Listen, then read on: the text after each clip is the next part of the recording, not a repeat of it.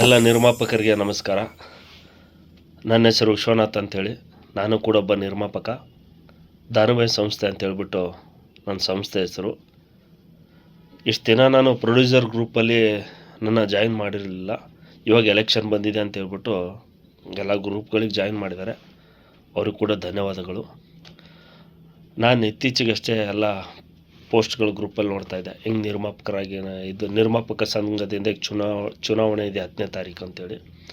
ಎಲ್ಲ ಗ್ರೂಪಲ್ಲೆಲ್ಲ ನಾನು ನಿಂತಿದ್ದೀನಿ, ನೀವು ನಿಂತಿದ್ದೀರಾ ಅಂಥೇಳಿ ಎಲ್ಲ ಕೆಲವರು ಪೋಸ್ಟ್ಗಳೆಲ್ಲ ಬರ್ತಾಯಿತ್ತು. ತುಂಬ ಸಂತೋಷ. ಚುನಾವಣೆ ನಡೆಯೋದು ತುಂಬ ಒಳ್ಳೆಯದು. ಓಟ್ ಹಾಕೋದು ಕೂಡ ಅದು ನಮ್ಮ ಹಕ್ಕಿದೆ. ಕನ್ನಡ ಚಿತ್ರರಂಗಕ್ಕೋಸ್ಕರ ಅದು ನಾವು ಓಟ್ ಹಾಕ್ತೀವಿ. ಎಲ್ಲರೂ ಗ್ರೂಪಲ್ಲಿ ಅದು ಇದು ಅಂತೆಲ್ಲ ಪೋಸ್ಟ್ಗಳು ನಮಗೆ ಓಟ್ ಹಾಕಿ, ನಿಮ್ಗೆ ಓಟ್ ಹಾಕಿ, ಅದು ಓಟ್ ಹಾಕಿ ಅಂಥೇಳಿ ಇದು ಮಾಡಿದರು. 2 ವರ್ಷದಿಂದ ನನಗೆ ಯಾರೂ ಫೋನ್ ಮಾಡಿರಲಿಲ್ಲ. ಇವಾಗ ರೀಸೆಂಟಾಗಿ ಚುನಾವಣೆ ಬರ್ತಾಯಿದೆ ಅಂದಿದ್ದಕ್ಕೆ ಕೆಲವರು ಫೋನ್ ಮಾಡಿದ್ದಾರೆ. ನನಗೆ ಮತ ಹಾಕಿ, ನಿನಗೆ ಮತ ಹಾಕಿ, ಹಂಗಾಕಿ ಹಿಂಗೆ ಯಾಕಂತ. ಓಕೆ, ಫೋನ್ ಮಾಡಿದವ್ರಿಗೂ ಧನ್ಯವಾದ, ಫೋನ್ ಮಾಡಲಾರ್ದವ್ರಿಗೂ ಧನ್ಯವಾದ. ಈ ಎಲೆಕ್ಷನ್ ಬಂದಾಗ ಫೋನ್ ಮಾಡ್ತಿರಲ್ಲ. ಎಲೆಕ್ಷನ್ ಬಿಫೋರ್ ಇಷ್ಟು ದಿನ ಯಾಕೊಬ್ಬ ನಿರ್ಮಾಪಕನ ಸಮಸ್ಯೆಗಳು, ಒಬ್ಬ ನಿರ್ಮಾಪಕ ಯಾಕೆ ಸಿನಿಮಾ ಮಾಡ್ತಿಲ್ಲ, ಒಬ್ಬ ನಿರ್ಮಾಪಕ ಏನು ಮಾಡ್ತಿದ್ದಾನೆ ಅಂತೇಳ್ಬಿಟ್ಟು ಇಲ್ಲಿವರೆಗೂ ನಮ್ಮನ್ನು ಯಾರೂ ಕರೆದೇ ಇಲ್ಲ, ಇನ್ಫಾರ್ಮ್ ಕೂಡ ಮಾಡಿಲ್ಲ ಅದ್ರ ಬಗ್ಗೆ. ನಾನು ಹೇಳೋಕ್ಕೆ ಏನಪ್ಪ, ನಾನು ಏನು ಹೇಳೋಕ್ಕೆ ಹೋಗ್ತಾಯಿದ್ದೀನಿ ಅಂದರೆ, ಈಗ ನಾನೊಬ್ಬ ಹೊಸ ನಿರ್ಮಾಪಕ. ನಾನು ಬಂದು ನಿಮ್ಗೆ 50,000 ರೂಪಾಯಿ ಪ್ರೊಡ್ಯೂಸರ್ ಫೀಸ್ ಏನಿದೆ ಕಟ್ತೀನಿ, ಮತ್ತು ವಾಣಿಜ್ಯ ಮಂಡಳಿಗೆ ಏನು ಪ್ರೊಡ್ಯೂಸರ್ ಫೀಸ್ ಇದೆ 50,000 ಕಟ್ತೀನಿ. ಓಕೆ, 50,000 ನಾನು ಕಟ್ಟಿ ಇದಕ್ಕೆ ಪ್ರೊಡ್ಯೂಸರ್ ಅಸೋಸಿಯೇಷನ್ಗೆ 50,000, ವಾಣಿಜ್ಯ ಮಂಡಳಿಗೆ 50,000 ರೂಪಾಯಿ ಕೊಡ್ತೀನಿ. ಸರಿ, ಅದರಿಂದ ನಾನೇನು ಮಾಡ್ಬೇಕು ನೆಕ್ಸ್ಟು? ಯಾರಾದರೂ ನಮಗೆ ಹೊಸಬ್ರು ಬರ್ತಕ್ಕಂಥ ನಿರ್ಮಾಪಕರಿಗೆ ಯಾರಾದರೂ ಗೈಡ್ಲೈನ್ಸ್ ಕೊಡ್ತೀರಾ? ಇಲ್ಲಿವರೆಗೆ ಯಾರಿಗಾದರೂ ಕೊಟ್ಟಿದ್ದೀರಾ ಹೇಳಿ? ಒಬ್ಬ ನಿರ್ಮಾಪಕ ಆಗಲಿ ಬಂದು ಹಿಂಗೆ ರಿಜಿಸ್ಟ್ರೇಷನ್ ಆಗ್ತಾನಂದರೆ 1-2 ಅವರ್ ಡೆಮೋ ಕ್ಲಾಸ್ ಕೊಡಿ. ಒಂದು ಸಿನಿಮಾ ಮಾಡ್ಬೇಕಂದ್ರೆ ಈ ಥರ ಪ್ರೊಸೀಜರ್ ಇರುತ್ತೆ, ಈ ಥರ ಪೋಸ್ಟ್ ಪ್ರೊಡಕ್ಷನ್ ಇರುತ್ತೆ, ಈ ಥರ ಸೆನ್ಸರ್ ಇರುತ್ತೆ, ಈ ಥರ ಬಿಸ್ನೆಸ್ ಇರುತ್ತೆ, ಈ ಥರ ರಿಲೀಸ್ ಇರುತ್ತೆ, ಈ ಥರ ಥಿಯೇಟ್ರ್ಗಳು ಇಷ್ಟಿರುತ್ತೆ, ಈ ಥರ UFOದು ಇಷ್ಟಿರುತ್ತೆ, ಈ ಥರ ಕ್ಯೂಬ್ದು ಹಿಂಗಿರುತ್ತೆ, ಕೇಸರ್ ಅದು ಹಿಂಗಿರುತ್ತೆ, ರಿಲೀಸ್ ಮಾಡ್ಬೇಕಂದ್ರೆ ಯಾವ ಥರ ಪ್ರೊಸೀಜರ್ ಇರುತ್ತಂತ ಇಲ್ಲಿವರೆಗೂ ಯಾರಿಗಾದರೂ ನೀವು ಎಕ್ಸ್ಪ್ಲೇನ್ ಮಾಡಿದ್ದೀರಾ? ವಾಣಿಜ್ಯ ಮಂಡಳಿಯಿಂದ ಕೂಡ ನೀವು ಎಕ್ಸ್ಪ್ಲೇನ್ ಮಾಡಿದ್ದೀರಾ ಯಾರಿಗಾದರೂ? ಹೋಲಿ ನಿರ್ಮಾಪಕರ ಸಂಘದಿಂದನೂ ಎಕ್ಸ್ಪ್ಲೇನ್ ಮಾಡಿದ್ದೀರಾ? ಇಲ್ಲ. ನಾನೊಂದು ಸಿನಿಮಾ ಮಾಡಿದ್ದೀನಿ. ಸಿನಿಮಾ ಮಾಡಿ ಸ್ಟಾರ್ಟಿಂಗಿಂದ ಕೊನೆಯವ್ರಿಗೆ ಎಂಡ್ವರೆಗೂ ಬರೋವರೆಗೂ ನಮಗೆ ದಾರಿ ಹೆಂಗೆ ಗೊತ್ತಾಗಬೇಕು? ನಾವು ಯಾರ ಹತ್ರ ಹೇಳ್ಬೋಣ ಹೇಳಿ? ಸ್ಟಾರ್ಟಿಂಗ್ ಸಿನಿಮಾ ಮಾಡಿದಾಗಿಂದ ಕೊನೆಯವ್ರಿಗೆ ಬರೋಷ್ಟು ನಮ್ಮ ಕೈ ಖಾಲಿಯಾಗಿ ಹೋಗಿರುತ್ತೆ. ಅವಾಗ ನಮ್ಮ ಸಮಸ್ಯೆಗಳು ಕೇಳೋರು ಯಾರು? ನಿರ್ಮಾಪಕರ ಸಮಸ್ಯೆ ಯಾರು? ನಿರ್ಮಾಪಕರವರೇ ಕೇಳಲ್ಲ. ಇನ್ನು ಬೇರೆಯವ್ರು ಯಾರ ಹತ್ರ ಹೇಳ್ಕೊಳ್ಳಿ ಹೇಳಿ? ನಾನೊಬ್ಬ ನಿರ್ಮಾಪಕ, ಇವತ್ತೇನು ಮಾಡ್ತಿದ್ದೀನಿ ಕೆಲಸ ನಿಮ್ಗೆ ಗೊತ್ತಾ ಸರ್? ಜೊಮೊಟೊ ಓಡಿಸ್ತಿದ್ದೀನಿ, ಸ್ವಿಗ್ಗಿ ಕೆಲಸ ಮಾಡಿದ್ದೀನಿ, ರ್ಯಾಪಿಡೋ ಓಡಿಸಿದ್ದೀನಿ, ಪೋಟ್ರ್ ಕೆಲಸ ಮಾಡಿದ್ದೀನಿ. ಪ್ರತಿಯೊಂದು ಐಡಿಯಲ್ಲಿ ನಾನು ಮೆಂಬರ್ ಲಾಗಿನ್ ಆಗಿದ್ದೀನಿ. ಒಬ್ಬ ನಿರ್ಮಾಪಕ ಈ ಥರ ಕೆಲಸ ಮಾಡ್ತಾನಂದರೆ ನನ್ನಂಥವ್ರ ಪಾಪ ಎಷ್ಟೋ ಜನ ನಿರ್ಮಾಪಕರು ಇರ್ತಾರೆ, ನಾನೊಬ್ಬನೇ ಅಲ್ಲ. ಯಾಕೆ? ಇದಕ್ಕೋಸ್ಕರ ನಾವು ಬಂದು ಓಟ್ ಹಾಕ್ಬೇಕಾ ಸರ್? ಹೇಳಿ, ನೀವು ಹೇಳಿ. ಆಯಿತು, ಇಷ್ಟು ಜನ ಎಲೆಕ್ಷನ್ ನಿಂತಿದ್ರಲ್ಲ, ನಮಗೂ ತುಂಬ ಖುಷಿ ಇದೆ ಸರ್. ಹೋಗಲಿ, ನೀವು ಏನೇನು ಮಾಡ್ತೀರಾ ಅದ್ರ ಬಗ್ಗೆ ಯಾರಾದರೂ ಡೀಟೇಲ್ಸ್ ಹಂಚ್ಕೋತಾ ಇದ್ದೀರಾ? ನಾನು ಎಲೆಕ್ಷನ್ ನಿಂತಿದ್ದೀನಿ, ನಾನು ಗೆದ್ದ ಮೇಲೆ ಈ ಕೆಲಸ ಮಾಡ್ತೀನಿ, ನಾನು ಗೆದ್ದರೆ ಈ ಕೆಲಸ ಮಾಡ್ತೀನಿ ಅಂತ ಯಾರಾದರೂ ಕೆಲಸದ ಬಗ್ಗೆ ಯಾರಾದರೂ ಹೇಳ್ತಿದ್ರಾ ಸರ್? ಯಾರು ಏನು ಹೇಳ್ತಾನೆ ಇಲ್ಲ. ಓಟ್ ಹಾಕಿ ಅಂತ ಫೋನ್ ಮಾಡ್ತೀರಾ? ಹಾಂ, ಸಿನಿಮಾ ಸ್ಟಾರ್ಟಿಂಗಿಂದ ಎಲ್ಲ ಕಡೆನೂ ಮೋಸ ಮಾಡ್ಕೊಂಬಂದಮೇಲೆ ನಮ್ಮಂಥವ್ರ ಗತಿ ಹಿಂಗಾಗುತ್ತೆ. ಅದಕ್ಕೆ ಮೋಸ ಆಗ್ಬಾರ್ದಂದರೆ ಮೊದಲನೇ ಸ್ಟೆಪ್ ಏನಿದೆ, ನೀವು ಸ್ಟ್ರಾಂಗ್ ಆಗಿರಬೇಕು. ನಿಮ್ಮ ಕೈಯಲ್ಲಿ ಅಥಾರಿಟಿ ಇರಬೇಕು. ಸ್ಟುಡಿಯೋ ಆಗಲಿ, ಸೆನ್ಸರ್ ಮಾಡಿಸೋರು ಆಗಲಿ, ರಿಲೀಸ್ ಆಗಲಿ, ಪ್ರತಿಯೊಂದು ನಿಮ್ಮ ಕೈಯಲ್ಲಿ ಇರಬೇಕು. ಅದು ನಿಮ್ಮ ಕೈಯಲ್ಲೇ ಕಂಟ್ರೋಲ್ ಇಲ್ಲ ಅಂದಮೇಲೆ ನಮ್ಮಂಥವ್ರ ಪರಿಸ್ಥಿತಿ ಇದಾಗಿದೆ ಇವತ್ತು. ಸರ್, ಮಾತಾಡ್ಬೇಕಂದ್ರೆ ತುಂಬ ಮಾತಾಡ್ಬೋದು ಸರ್, ಆಯಿತಾ? ಕನ್ನಡ ಸಿನಿಮಾಗಳು ಇವತ್ತು ಯಾವ ಮಟ್ಟಕ್ಕೆ ಆಗ್ತಿದೆ, ಹೊಸಬ್ರು ಒಂದು ಸಿನಿಮಾ ಮಾಡಿದರೆ ಇನ್ನೊಂದು ಸಿನಿಮಾ ಮಾಡೋಕ್ಕೆ ಬರ್ತಾಯಿಲ್ಲ ಸರ್. ಅದಕ್ಕೆ ಕಾರಣ ಯಾರು? ಪ್ರೊಡ್ಯೂಸರ್ ಅಸೋಸಿಯೇಷನು ಮತ್ತು ವಾಣಿಜ್ಯ ಮಂಡಳಿ. ಒಬ್ಬ ನಿರ್ಮಾಪಕ ಒಂದು ಸಿನಿಮಾ ಮಾಡಿ ಇನ್ನೊಂದು ಸಿನಿಮಾ ಮಾಡ್ತಾ ಇಲ್ಲ, ಯಾಕೆ? ಅದಕ್ಕೆ ಇವತ್ತಾದರೂ ಕೇಳಿದಿರ ನಮ್ಮ ನೋವುಗಳನ್ನ? ಅದಕ್ಕೆ ನಾವು ಏನು ಮಾಡಬೇಕು ಅಂಥೇಳಿ ನಿಂತಿದ್ದೀರಾ? ಸಿನಿಮಾ ಮಾಡಿ ಎಲ್ಲ ಈ ಥರ ಆದಮೇಲೆ ನಿಮ್ಮ ಹತ್ರ ಬಂದರೆ ನೀವೇನು ಹೇಳ್ತೀರಾ? ನಿಮ್ಗೆ ಯಾರು ಸಿನಿಮಾ ಮಾಡೋಂದವ್ರು ಅಂತ ಕೇಳಿದ್ದೀರ. ಒಬ್ಬ ಟ್ರೋಲ್ಸ್ ಅವನಿಗೆ ಒಂದು ವೇದಿಕೆ ಸಿಗುತ್ತೆ ಸರ್. ಒಬ್ಬ ನಿರ್ಮಾಪಕ ಒಂದು ಸಿನಿಮಾ ಮಾಡಿದ್ದಾನೆ, ಒಂದು ಪ್ರಮೋಷನ್ ಮಾಡಿಕೊಡಿ ಅಂದರೆ ಯಾವ ಚಾನಲ್ ಅವರು ಮುಂದೆ ಬರ್ತಾಯಿಲ್ಲ.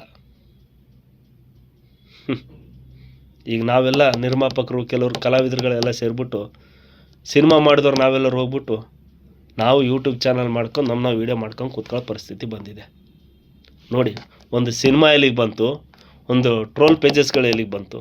ಒಬ್ಬ ಟ್ರೋಲರಿಗೆ ಒಂದು ಟಿ ವಿ ಮಾಧ್ಯಮದಲ್ಲಿ ಜಾಗ ಸಿಗುತ್ತಂದರೆ, ಒಬ್ಬ ಸಿನಿಮಾ ಮಾಡಿದ ನಿರ್ಮಾಪಕನಿಗೆ, ಒಂದು ಸಿನಿಮಾ ಮಾಡಿದ ತಂಡಕ್ಕೆ ಒಂದು ವೇದಿಕೆ ಸಿಗಲ್ಲ ಅಂದಮೇಲೆ ನಾವು ಯಾವ ಮಟ್ಟಕ್ಕಿದ್ದೀವಿ ಅಂತ ನೀವೇ ಯೋಚನೆ ಮಾಡಿ ಸರ್.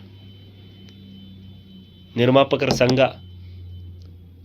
ವಾಣಿಜ್ಯ ಮಂಡಳಿ ಸಂಘ, ಒಬ್ಬ ನಿರ್ಮಾಪಕನಿಗೆ, ನನ್ನಂತರ ಎಷ್ಟೋ ಜನ ನಿರ್ಮಾಪಕರಿದ್ದಾರೆ, ನಿಮ್ಮ ಕಡೆಯಿಂದ ಏನೇನು ಅನುಕೂಲಗಳಾಗಿದೆ ಅನ್ನೋದು ನನಗೆ ಬಿಚ್ಚಿಬಿಟ್ಟು ಹೇಳಿ ಸರ್. ಏನು ಕೆಲಸ ಮಾಡಿಕೊಡ್ತೀರ? ಈಗ ಆಯಿತು, ಒಬ್ಬ ಪ್ರೊಡ್ಯೂಸರ್ ಇರ್ತಾನೆ, ನಾನು ಕರ್ಕೊಂಬರ್ತೀನಿ, ಆಯಿತು ಸರ್, ನಾನು ರಿಜಿಸ್ಟ್ರೇಷನ್ ಮಾಡಿಸ್ತೀನಿ, ಪ್ರೊಡ್ಯೂಸರ್ ಮೆಂಬರ್ಶಿಪ್ ಆಗಲಿ, ವಾಣಿಜ್ಯ ಮಂಡಳಿ ಮೆಂಬರ್ಶಿಪ್ ಆಗಲಿ, ನಾನು ಮಾಡಿಸ್ತೇನೆ. ಅವನಿಗೆ ನೀವೇನು ಮಾಡಿ ಕೊಡ್ತೀರಾ ಹೇಳಿ? ನಾವು ಈ ಥರ ಕೆಲಸ ಮಾಡಿ ಕೊಡ್ತೀವಿ, ಈ ಥರ ಬಿಸ್ನೆಸ್ ಮಾಡಿ ಕೊಡ್ತೀವಿ, ಈ ಥರ ನಮ್ಮ ಕೈಲಿ ಅಥಾರಿಟಿ ಇದೆ, ಮುಂದೆ ನಿಂತ್ಕೊಂಡು ನಾವು ನಿಮ್ಮ ಸಿನಿಮಾ ಜವಾಬ್ದಾರಿ ತೋತೀವಿ ಅಂತ ನೀವು ಹೇಳಿ. ನೀವೊಂದು ಲೆಟ್ರ್ ಬರೆದು ಕೊಡಿ.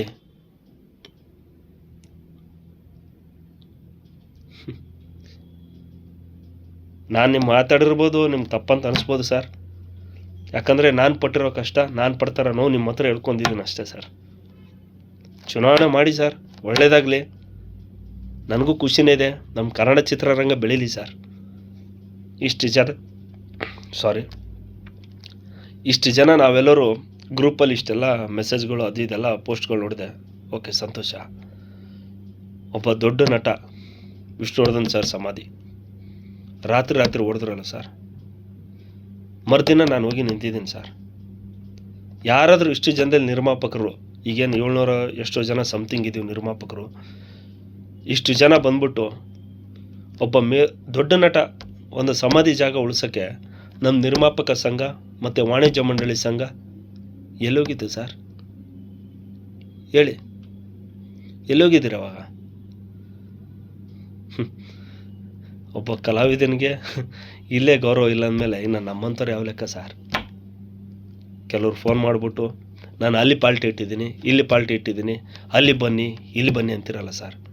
ಯಾವತ್ತೂ ನೀವು ಪಾರ್ಟಿನೇ ಮಾಡಿಲ್ವ ಸರ್ ಲೈಫಲ್ಲಿ? ಪಾರ್ಟಿ ಮಾಡೋದೇ ಜೀವನನ ಸರ್? ಮಾಡಿ ಸರ್, ಪಾರ್ಟಿ ಮಾಡೋದು ಬೇಡನಲ್ಲ. ಮಾತಾಡೋಕ್ಕೋದ್ರೆ 1000 ಮಾತುಗಳು ಬರುತ್ತೆ ಸರ್. ನನಗೆ ನಿಜವಾಗ್ಲೂ ಬೇಜಾರಾಗ್ತಿರೋದು ಏನು ಗೊತ್ತಾ ಸರ್? ನಾನು ಕನ್ನಡ ಸಿನಿಮಾ ಮಾಡಿದ ಒಬ್ಬ ನಿರ್ಮಾಪಕ, ನನಗೆ ಬೇಜಾರಾಗ್ತಿದೆ. ಯಾಕಪ್ಪ ಸಿನಿಮಾ ಮಾಡಿದ್ದೆ ಅಂತೇಳ್ಬಿಟ್ಟು. ಯಾಕಂದರೆ ಒಬ್ಬನು ಬಂದು ನಿರ್ಮಾಪಕ ಒಂದು ಸಿನಿಮಾ ಮಾಡ್ತಾನಂದರೆ ಒಂದು ಕರೆಕ್ಟಾಗಿ ದಾರಿ ಯಾರೂ ತೋರಿಸಲ್ಲ ಸರ್. ಹೋಗಲಿ, ನಾವು ಯಾರ ಹತ್ರ ಹೋಗೋಣ ದಾರಿ ತೋರಿಸ್ಬೇಕಂದ್ರೆ ಹೇಳಿ? ನಾವು ದಾರಿ ಹುಡ್ಕೊಂಡು ಯಾರ ಹತ್ರ ಹೋಗೋಣ ಸರ್? ಒಬ್ಬರು ಒಳ್ಳೆಯವ್ರು ಸಿಗ್ತಾರೆ, ಒಬ್ಬರು ಕೆಟ್ಟವ್ರು ಸಿಗ್ತಾರೆ. ಇದನ್ನು ಮೇನು ನೀವೇ ತಾನೇ ಡಿಸೈಡ್ ಮಾಡಿಬಿಟ್ಟು ಯೋಚನೆ ಮಾಡ್ಬೇಕಲ್ಲ ಸರ್.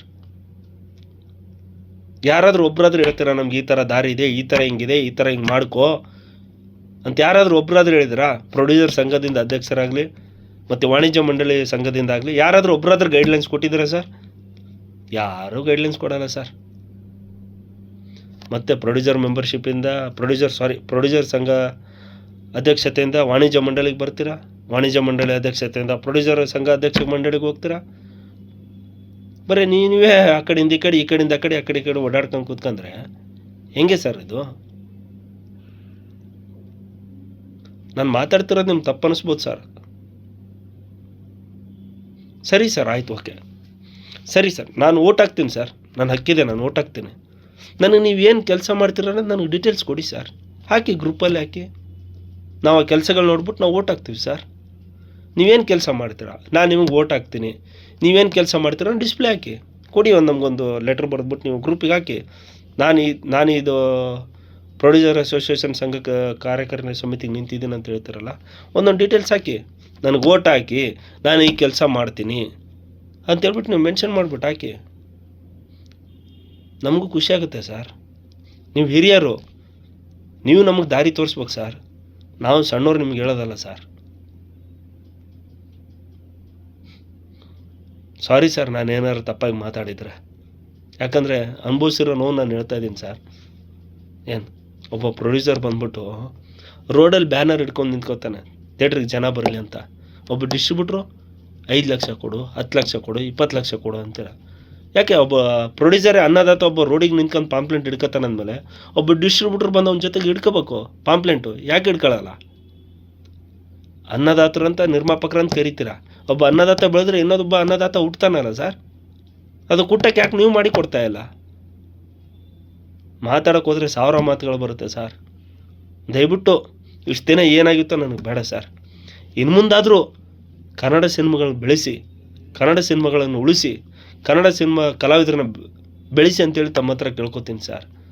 ಇಷ್ಟು ದಿನ ಆಗೋಯ್ತು ಸರ್. ಇನ್ನು ಮುಂದಾದರೂ ಒಬ್ಬ ನಿರ್ಮಾಪಕ ಬಂದರೆ ನಾವು ಅವನು ಯಾವ ಥರ ಸೇಫ್ ಮಾಡ್ಬೋದು, ಯಾವ ಥರ ಅವನ್ನ ಬೆಳೆಸಬೇಕು ಅನ್ನೋದು ಯೋಚನೆ ಮಾಡಿಬಿಟ್ಟು ನಿರ್ಧಾರ ತಗೊಳ್ಳಿ ಸರ್ ದಯವಿಟ್ಟು. ಎಲ್ರಿಗೂ ಒಳ್ಳೆಯದಾಗಲಿ sir. Thank you so much. ನಿರಂತರ ವಿಡಿಯೋಗಳಿಗಾಗಿ ನೀತಿ ಮೀಡಿಯಾ ಯೂಟ್ಯೂಬ್ ಚಾನೆಲ್ ಸಬ್ಸ್ಕ್ರೈಬ್ ಮಾಡಿ. ಹೊಸ ವಿಡಿಯೋಗಳ ಅಪ್ಡೇಟ್ಗಾಗಿ ಬೆಲ್ ಐಕಾನ್ ಕ್ಲಿಕ್ ಮಾಡಿ. ನಿಮಗೆ ಇಷ್ಟವಾಗಿರೋ ಈ ವಿಡಿಯೋ ಶೇರ್ ಮಾಡಿ, ಕಮೆಂಟ್ ಮಾಡೋದು ಮರಿಬೇಡಿ.